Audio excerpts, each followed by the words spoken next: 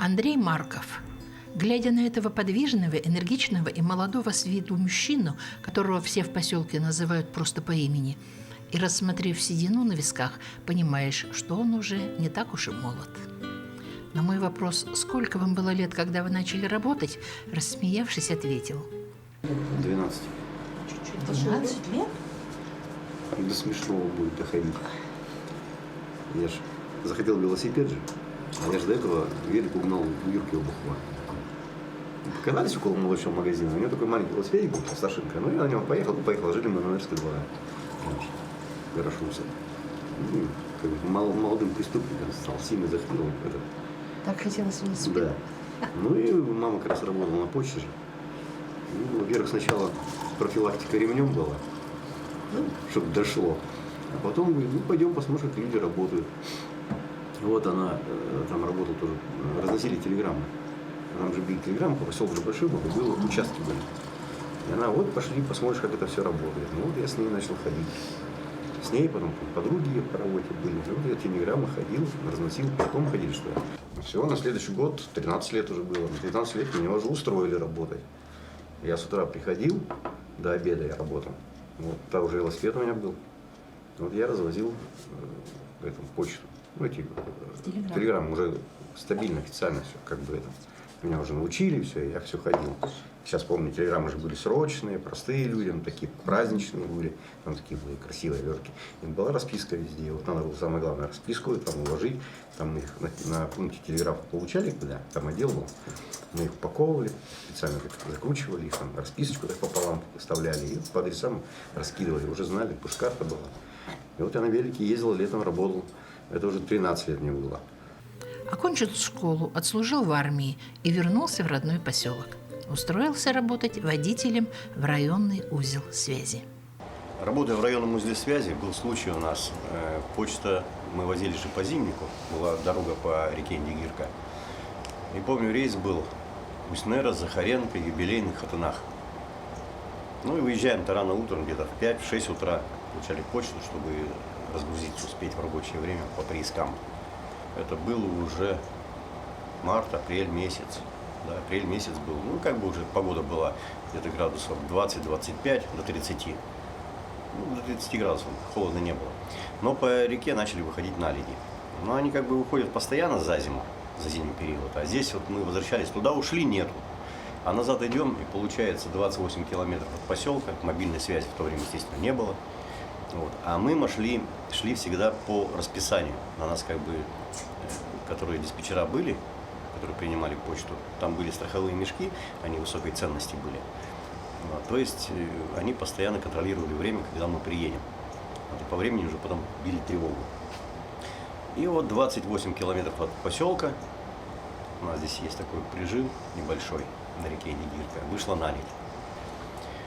Что делать? Посмотрели. Полдня, вроде нормально. Ну давай. Сняли ремень вентилятора, потихоньку поехали. Поехали, вода глубже. Там машина была ГАЗ-53.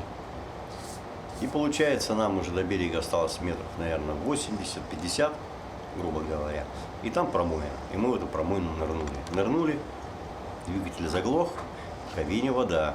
И вода начала подниматься. А мороз как бы, все равно 20-25, это все равно мороз, и вода холодная.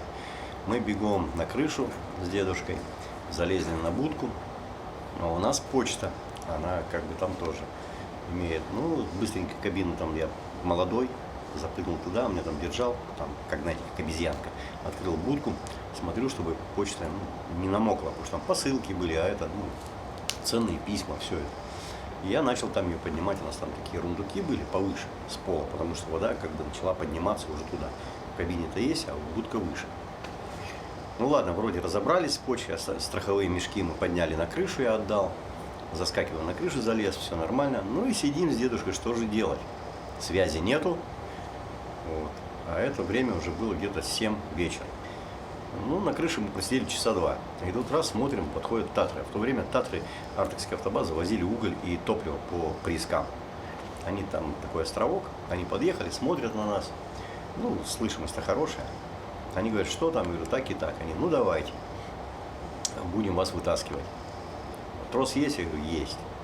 Ну, так как я молодой, дед-то уже работал, я залез вниз, там по капоту спустился, в воду уже намок.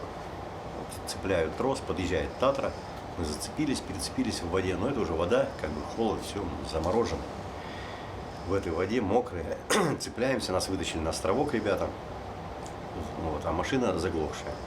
А она в воде, то есть вода в двигатель могла попасть, все. Ну, мы бегом, как бы я-то где-то сухой, а я мокрый. И она уже начала корочкой так ставить, все. Начал подмерзать. Ну, давай смотреть, есть вода в двигателе, нету. Смотрим, есть, попала. Давай сливать.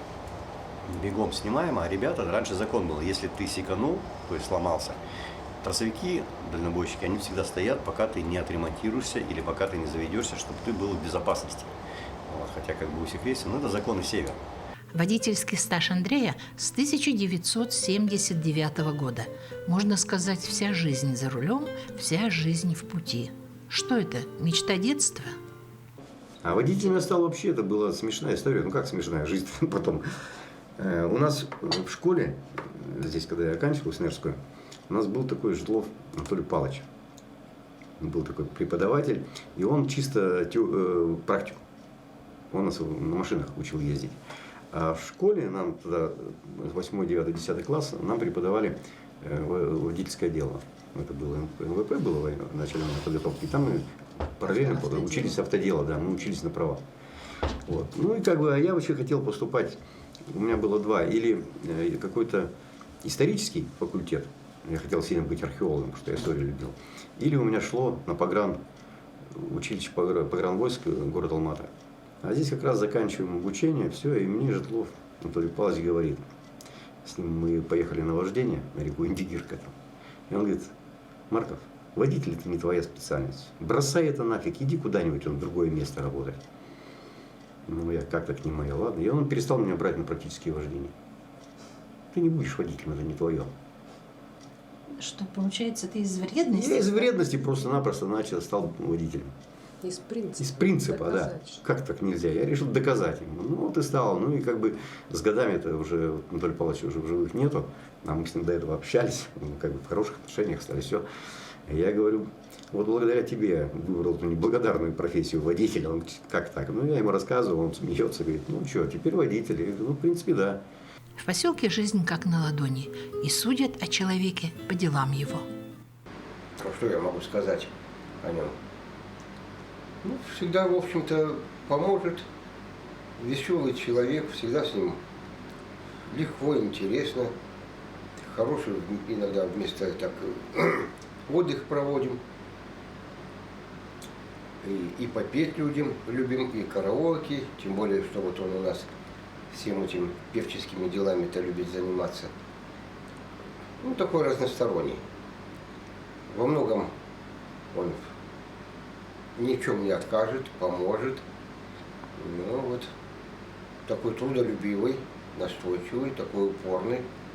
Он с ним, что хорошо общаться, он очень много всего такого интересного знает.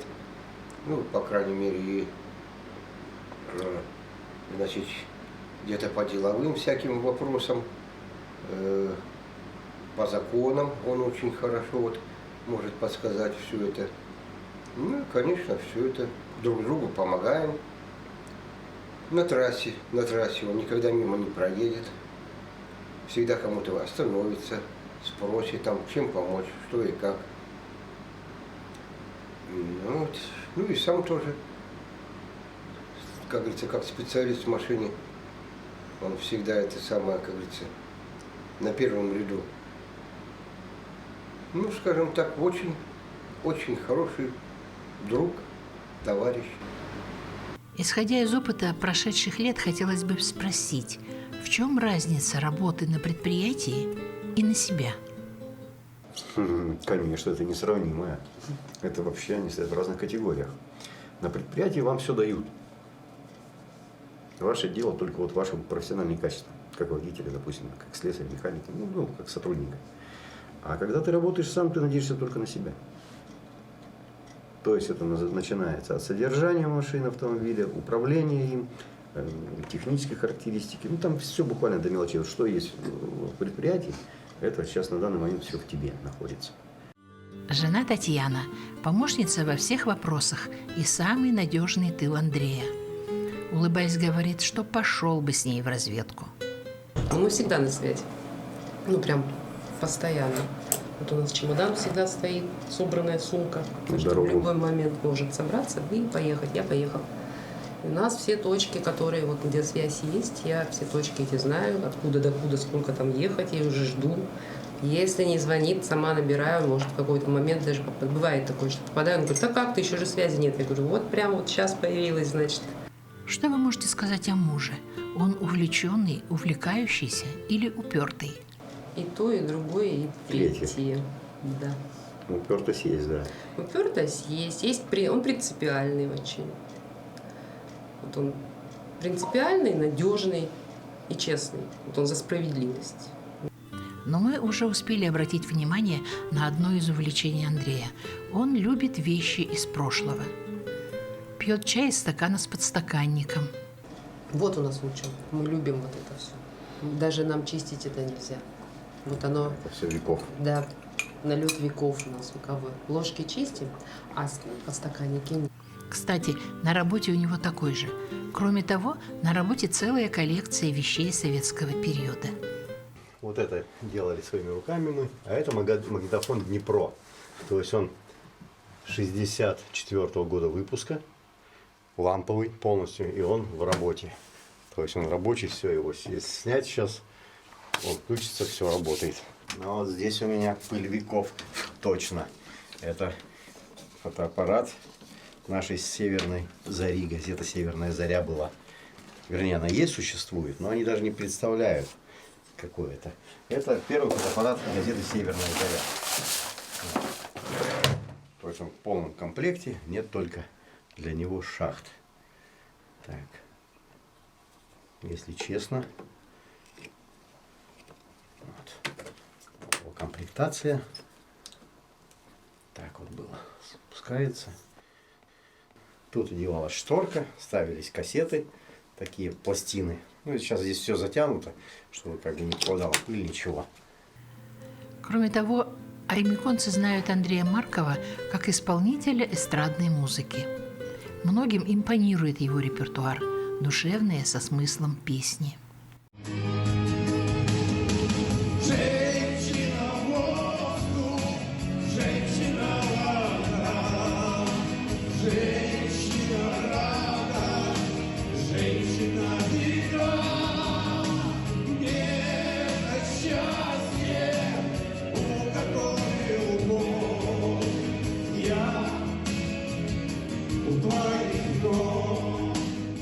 Приглашал мы его спеть иногда некоторые песни, которые у него довольно неплохо получались. И нашему населению, которое посещало наши страны, он запомнился таким вот приятным молодым человеком, исполняющим песни того времени. Вот этим он в первую очередь тогда запомнился. Также он еще иногда играл на барабанах, помогал там, если наш барабанщик, допустим, заболел, и что он помогал нам всегда.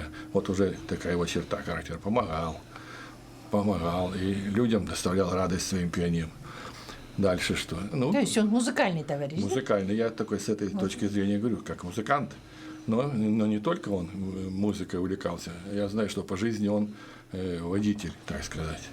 Вот, и он бизнес небольшой имел когда-то. Сейчас у него, не знаю как, наверное, хорошо все идет. Я ему желаю этого. Вот. И когда он небольшим бизнесом автомобильным взять владел и помогал возле вокальной школы, помню, мы ездили на конкурс в Якутск, новые имена. Я возил своих ребят, саксофонистов. Он нам помогал за свой счет, проезд, проживание. Он нам помогал как меценат. Вот тоже одна из его хороших, так сказать, черт, как характера. А в настоящее время тоже мы с ним контактируем, поддерживаем дружеские отношения. И за прошедшие годы, сколько я его знаю, где-то уже около 40 лет, всегда он человек отзывчивый, доброжелательный, поможет всегда, если что, какая-то неувязка, что-то по жизни и так, он всегда придет, как говорится, поможет, расскажет. И Вот уже второй год Андрей старается с помощью спонсоров открыть в райцентре так необходимый здесь пункт технического осмотра. Сложностей и камней преткновения оказалось много. Но мы почему-то верим, что у настойчивого и ответственного Маркова все получится. Вот, уговорил меня быть, позаниматься, потому что как бы перед этим договорился с Каздобиным Андреем Витальевичем, АО-поиск, на спонсорскую помощь закупку оборудования. Они закупили, но началось это с них, и то есть со мной пока никто не говорил ничего вообще, я не в курсе был. И у меня, когда к этому подвели, я был такой, как, слепой. Я не знал конкретно, что там, как, из чего это все. На словах это все быстро всегда делается, а когда взялись за дело, там оказалось очень много проблем. Вот. Ну, допустим, сейчас там идет у нас поверка оборудования, там точное оборудование идет для контроля, оно и каждый год должно пройти поверку в Центре стандартизации метрологии. У нас проблема была с тормозным стендом. То есть, допустим, в августе мы должны были запуститься, а в июне закончился поверочный срок. А без него мы не можем пройти аккредитацию.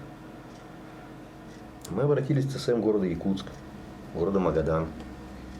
Нам отказали, потому что нет таких специалистов. Дистанционно никто не делает этого. Потому что я сам летал в Москву, летал в Нижний Новгород по поверке этих приборов.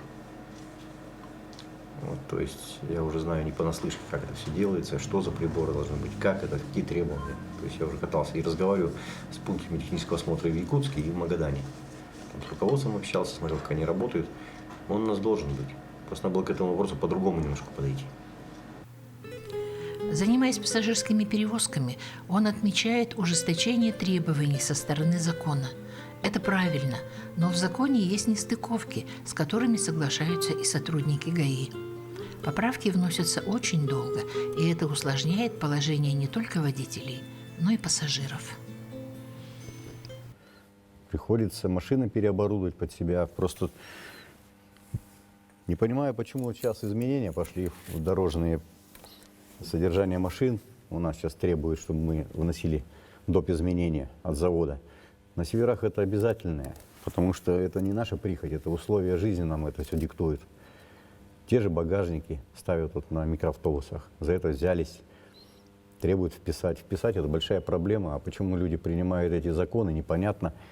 Именно, что они касаются нас, отдаленных районов Дальнего Севера, Крайнего Севера и Дальнего Востока, потому что это необходимость. Я с удовольствием возил одно запасное колесо, как в больших городах, там где-то в центральных районах страны. Мне приходится возить их 5-6, потому что дорога требует этого. И условия шиномонтажа у нас нету практически нигде. Вот, грубо говоря, 500 километров в одну сторону, 500 в другую. Их просто нету. На морозе 50-40 градусов вы колесо не сбортируете. Приходится возить 5-6 колес. 5-6 колес в машину, она не влазит, нет штатных мест. Приходится ставить багажники. Опять же, багажник надо вписывать. Говорю, что это не прихоть, это водитель, это не их как бы необходимость. И почему этот закон принят для автомобилистов Крайнего Севера, это никак непонятно. Мы же хотим, наоборот, чтобы лучше было для людей. Вот. Также машины мы ставим, дополнительные обогревательные приборы, эти обогревы салонов. Вот. Ставим фены сухие, сейчас, слава богу, появилось, это все в продаже. Раньше этого не было. Раньше печка-буржуйка была при перевозке там машины, а сейчас есть. Опять же, доп. Оборудование, надо опять его оформлять. Оформлять негде, опять все идет через центральные районы, это Москву говорят, это опять плати деньги. Короче, вот такие как бы нюансы мелкие, а для водителя они такие ощутимые, для пассажиров. Водители отмечают обязательность и готовность Андрея к взаимовыручке. Всегда поможет, объяснит и посоветует. Отказал кран управления тормозами прицепа. Машина стала замерзать, пришлось остановиться. Мороз 65. Ночь простоял, все, колеса потрескались. К слову, водителя, проработавшего на трассе без аварий более 40 лет, стоит прислушаться. Молодым автомобилистам, которые отправляются зимой в дальний путь, я могу посоветовать только одно. Во-первых, убедиться, что машина исправна, и ни в коем случае не ехать в одну машину. Обязательно с напарником в 2-3 машины желательно. Тогда у вас будет все нормально, будет безопасность для вас, безопасность вашей жизни. Вы не замерзнете, ну и помощь всегда будет.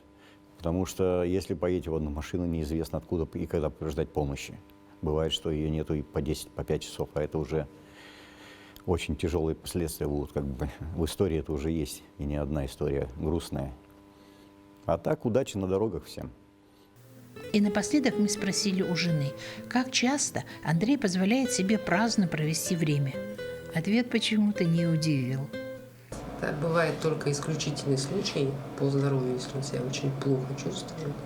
Ну, все звонят, он пока не могу. Вот у него тогда исключительно вообще постельный режим, потому что он просто не встает, бывают такие вещи. Так его просто не бывает дома. Встречаемся ночью. Иногда и там задержится, иногда уезжает прямо в ночь. Все бывает. Подумалось, как это здорово, когда в семье такое взаимопонимание, любовь и поддержка. Это важно для любой семьи, а для семьи, где муж большее время на работе, это важно вдвойне.